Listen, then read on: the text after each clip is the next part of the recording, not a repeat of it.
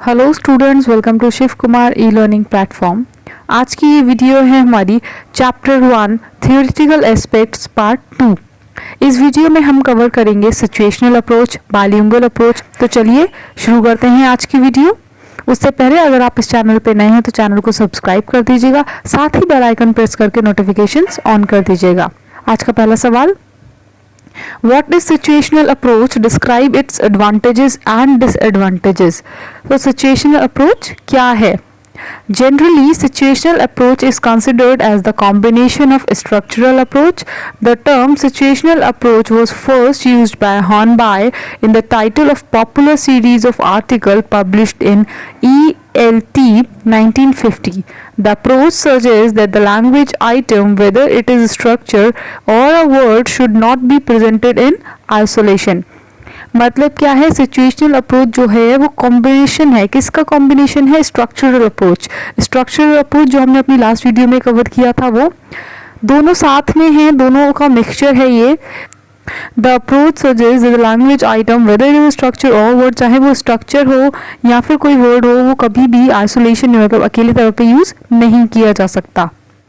It has to be introduced and practiced in a context or situation. The situational approach indicates as to how a teacher should create a real situation in the classroom. A particular situation helps the teacher to provide practice to the people to explain its meaning. A particular situation may be created in the classroom by use of maps, pictures, various objects, actions, or by drawing on the blackboard.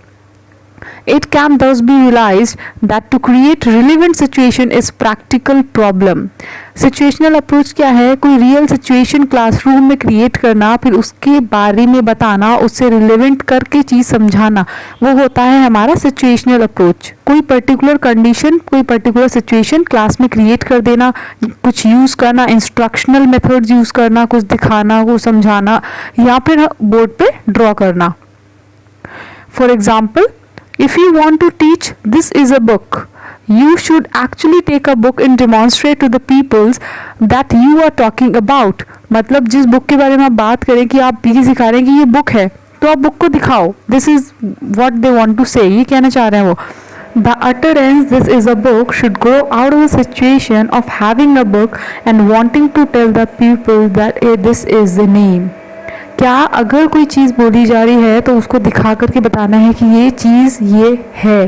जैसे कि book है तो book दिखाई जा रही है, ball है तो बॉल दिखाई जा रही है, कोई मैप है से समझा रहे हैं, पिक्चर से समझा रहे हैं, या फिर अगर कुछ नहीं है तो you are drawing it on the board, board पर ड्रॉ करके आप समझा रहे हैं।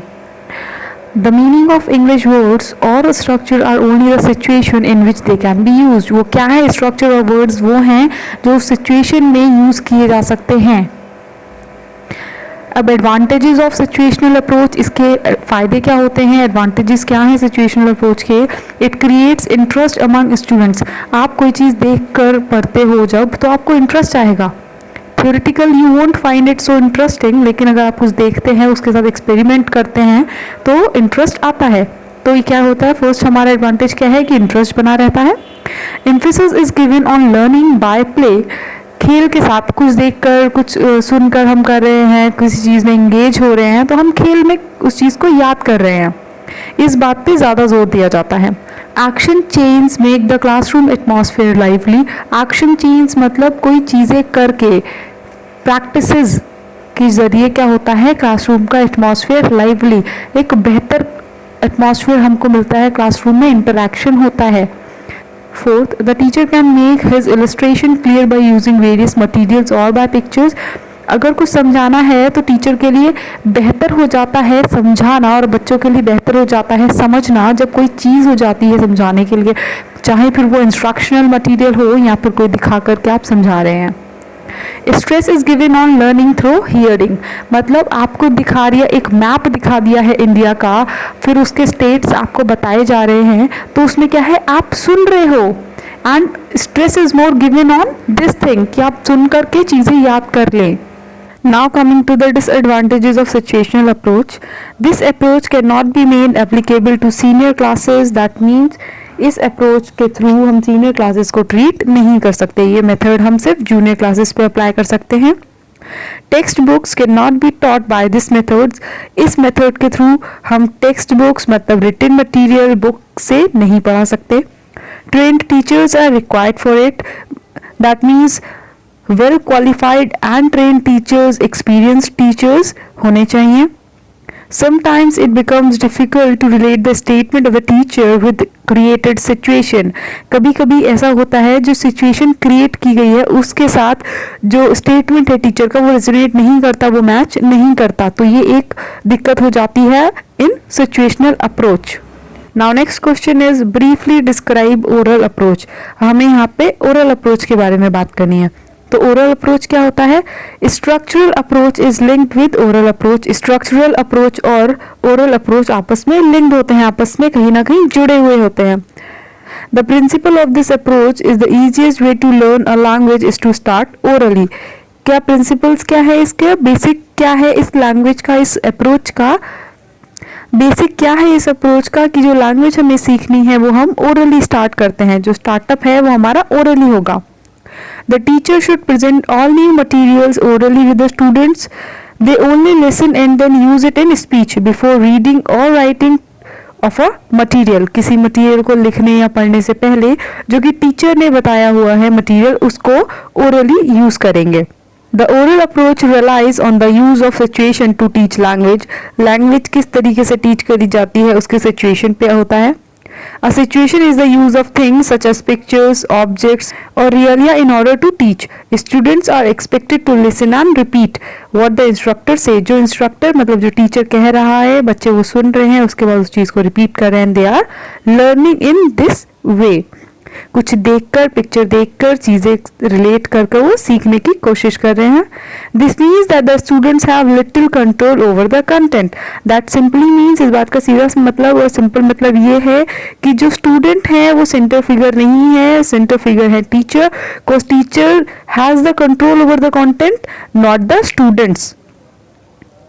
एडवांटेजेस क्या है अब इसके? Advantages of oral approach. 1. The 4 skills of listening, speaking, reading and writing are presented in order. मतलब हमारी चारों स्किल्स हमारी यहाँ पे इम्प्रूव हो रही हैं। Listening, speaking, reading and writing सारी प्रॉपर ऑर्डर में हमें सीखने को मिल रही हैं। Classroom teaching and learning are made enjoyable. Classroom teaching और लर्निंग, सीखना और सिखाना दोनों ही एक इंजॉयबल प्रोसेस होता है। It helps to develop learners competence in use of structure in L2. L2 stands for language 2. Language 2 सीखने में हेल्प मिलती है स्टूडेंट्स को किस प्रोसेस से? ओरल अप्रोच से। Now disadvantages of oral approach. अब इस अप्रोच के डिसएडवांटेजेस क्या हैं? Explanation of abstract idea is very difficult. कोई एब्स्ट्रैक्ट आइडिया, कोई अलग आइडिया एक्सप्लेन करें या फिर कोई थ्योरेटिकल आइडिया अगर हमें एक्सप्लेन करना है तो वो एट टाइम्स मुश्किल हो जाता है। It is viable only in the elementary level. Elementary level पर ही ये एप्लीकेबल है। The approach lies has been found inadequate and ineffective. इस अप्रोच के जो इफेक्ट्स हैं वो इनएडिक्वेट हैं, इतने अच्छे नहीं हैं और इफेक्टिव नहीं मिले हैं। Now next comes the what is bilingual method. हमारा बाइलिंगुअल मेथड क्या होता है? Right some objectives of bilingual method. तो बाइलिंगुअल अप्रोच या बाइलिंगुअल मेथड क्या है? Dr. C.J. Dodson has developed this method during 1967 to 1972. This method is also known as bilingual method because proper use of mother tongue is allowed. इस method में क्या होता है? इसमें पूरा मदर टंग का यूज करना के लिए हम अलाउड होते हैं। बायलिंगुअल मीन्स दो लैंग्वेज का मेथड, मतलब हम इस मेथड में दो लैंग्वेजेस के थ्रू हम सिखा रहे हैं। The use of mother tongue is one of the resource of this method. इस मेथड का सबसे बड़ा रिसोर्स क्या है? इस मेथड का सबसे बड़ा रिसोर्स है mother tongue. There is a drilling of patterns to enable learners to master basic required sentence patterns, which is effective practice with this method. इस मेथड का स्पेसिफिक प्रैक्टिस क्या है? Mastery of learning. In bilingual method, 2 languages that the mother tongue and the language to be learned. कौन सी? जो mother tongue है हमारी वो use कर रहे हैं और जो हमें लैंग्वेज सीखनी है उसके साथ काम करेंगे। In this method the mother tongue is use only to explain meanings of difficult word. अगर हमें कोई मुश्किल आ रही है चीज़ों को एक्सप्लेन करने के लिए, तब उस मुश्किल सेंटेंस को इलाबोरेट करने के लिए हम मदर टंग का यूज़ करेंगे. Mother tongue equivalent of English words are given and the use of mother tongue is gradually dropped as the students progress in learning the language. जैसे जैसे हम बढ़ते जाते हैं और लैंग्वेज को सीखने लगते हैं तो हम क्या करते हैं, मदर टंग का यूज़ कम करने लगते हैं और सेकेंडरी लैंग्वेज जो हम सीख रहे हैं उसका यूज़ बढ़ा देते हैं. Thus, the bilingual method recommended restricted use of the mother tongue only by the teacher and not by the pupils. What does he saying? He is saying they are trying to explain that only teacher should use mother tongue in a proper or a restricted way. एक limited way में teacher को mother tongue use करना चाहिए, ना कि बच्चों को mother tongue एक proper restricted way में यूज़ करना चाहिए. It also provided for intensive practice of patterns in English, helping the formation of correct language habits. Correct language habits मतलब हम बोलने की habit, उसको सही सीक्वेंस में उसका स्ट्रक्चर सही बोल पा रहे हैं. तो ये चीज़ हम कब आएगी हमें, जब हम उस चीज़ की प्रैक्टिस करेंगे. तो बाइलिंगुअल मेथड हमें इस चीज़ की फ्रीडम देता है that we can use both the language and people who are trying to learn, जो लर्न करने की कोशिश कर रहे हैं, जो सीखने की कोशिश कर रहे हैं नई लैंग्वेज, वो उस चीज़ को सीखने के लिए मदर टंग का यूज़ कर सकते हैं और ज़्यादा कर सकते हैं एज़ कम्पेयर टू टीचर. लेकिन टीचर क्या करेगा, टीचर अपनी हद में थोड़े बहुत डिफ़िकल्ट शब्द जो हैं वो बता दिए, सेंटेंसेस बता दिए, स्ट्रक्चर बता दिया. अगर हम इंग्लिश सीखने की कोशिश कर रहे हैं तो हम इंग्लिश को ज़्यादा महत्व देंगे उस पॉइंट ऑफ टाइम पर, क्योंकि हम इंग्लिश में सीखना चाह रहे हैं तो हम इंग्लिश में बात करेंगे. Now coming to the objectives of bilingual method. To make the learners fluent in second of the foreign language and ensure accuracy in the spoken words. जो words वो बोल रहे हैं उसमें fluency और accuracy आए. To make the learner accurate in written word, उसको जो language वो बोलना सीख रहा है वो language वो लिखना भी सीखे. To prepare the learner in such a manner that he or she may be able to achieve his or her target through the bilingualism. Bilingualism मतलब दो लैंग्वेज यूज़ करते हुए अपनी बात को वो एक्सप्रेस कर पाए. अगर कोई स्टेटमेंट है जो कि मैं इंग्लिश में बोल के तुम्हें बता रही हूँ, तो वो इंग्लिश का स्टेटमेंट मैं हिंदी में भी बोल पाऊँ, या फिर उस लैंग्वेज में जो मैंने सीखी है या जो मैं सिखा रही हूँ बच्चे उस लैंग्वेज में वो उसे बोल पाएँ.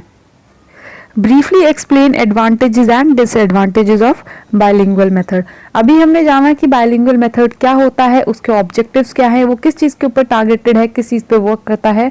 Now we are going to learn advantages, क्या फ़ायदे हैं और क्या उस चीज़ के डिसएडवांटेजेस हैं. Advantages of bilingual method. The bilingual method promotes both fluency and accuracy. It lays emphasis on speech and pattern practice. It promotes accuracy as the meanings of new words are given in mother tongue of the learner. तो bilingual approach का एक क्या फ़ायदा है, एक फ़ायदा ये है कि bilingual approach से fluency और accuracy अच्छी रहती है, अच्छी आ जाती है.